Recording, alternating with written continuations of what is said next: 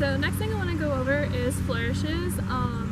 We don't really spend a lot of time, or at least we haven't in the past, really taking really careful note of how to do flourishes because it's not really something we usually think about. But when we do flourishes, they're in our work a lot because how many times do we do something like this, or like, I don't know, this, like, I don't know, we do flourishes a lot, is the point. But it's kind of hard for people who are first learning how to do rifle to really do all this crazy stuff because, you know, maybe haven't learned flourishes broken down. So I'm just gonna make a quick video of how flourishes work. I think the most important thing right now is to realize that these flourishes actually kind of form like an illusion. It's really simple when you think about it, but like if I were to do it, like this looks crazy fast to you, but it's actually not. That's just how it looks. So essentially, we're gonna start second position again. We're gonna start right flat, nice and strong. You're gonna go down, and so now my body is facing the side, my hips are facing the side, my gun is now on the side. I have my strap facing this way, my bolt this way, I'm up, and then down. And now my bolt is facing this way, and my strap is this way. So again, just that small part is down, and one, and this is gonna be the part that's probably the most uncomfortable because as you can see, it is extremely comfy. Yeah, my arm is bent a little bit, that's okay. I have my rifle back up again, and you're gonna bring it back down to the front. So one more time, that is down, and one, and two. Okay, so if I do that a little faster, it's gonna look like down and one and two. Okay, so if we just continue going with that, we're gonna go down and one, and two, and three, and four. Okay, so you can essentially keep doing it as many times as you like. I do have an exercise that I like to do, so if you want to practice these flourishes, I'll just do it in sets of 8 counts for now. So the first part, you start right flat, and we're going to do right flourishes on this side. We're going to go down and one, and two, and three, and four, and five, and six, and seven, and 8. And then we're going to take a step. Second position, I'm not facing the back. I'm going to try to face the front so you can hear me. I'm going to go and one, and two, and three, and four, and five, and six, and seven, and 8, and one, and two, and three, and four, and five, and six, and seven, and 8, down. Alright, so essentially what I just did was I did flourishes across my body and then open for 8 counts, and my arm was at a different level each time. So I started off with low, and this will be the easiest one for you to do because it's easier to keep your elbow straight, okay? So when you do these, you don't want your elbow to be too crowded in like this. You really do want to keep it straight, away from your body.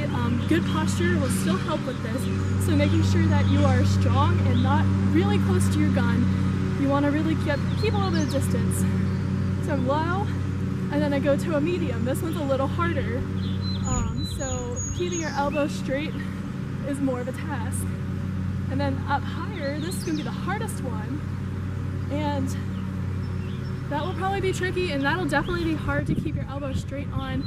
But, you know, with practice, those are some things that you will eventually get. So we can do them on both sides. So I'm going to show you.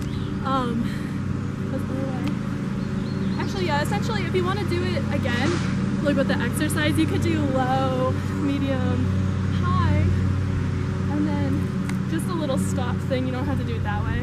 And then you could do it again on the other side and just keep doing 8 counts and 8 counts to finish. And that could give you like a really nice arm workout. Number one thing I really should have mentioned before I did all that.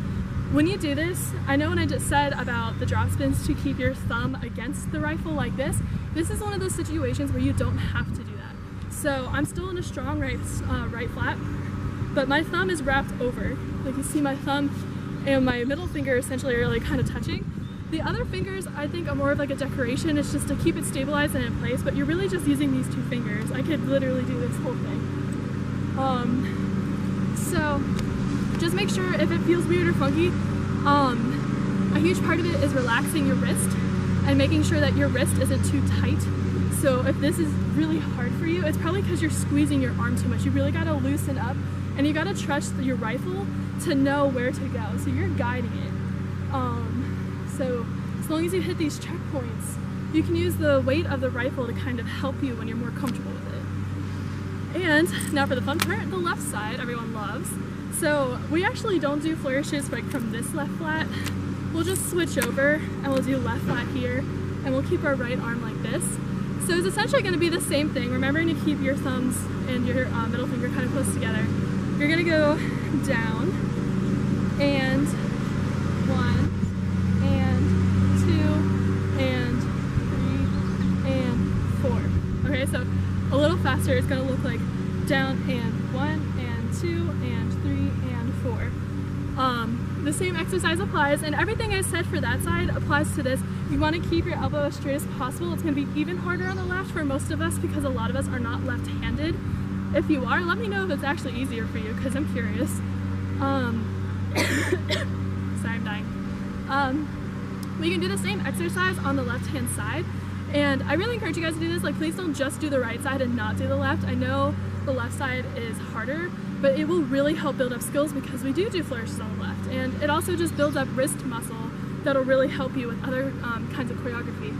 So essentially what it'll look like is we go down and 1, and 2, and 3, and 4, and 5, and 6, and 7, and 8, open, 1, and 2, and 3, and 4, and 5, and 6, and 7, and 8, and 1, and 2, and 3, and 4, and 5, and 6, and 7, and 8, and down, catch.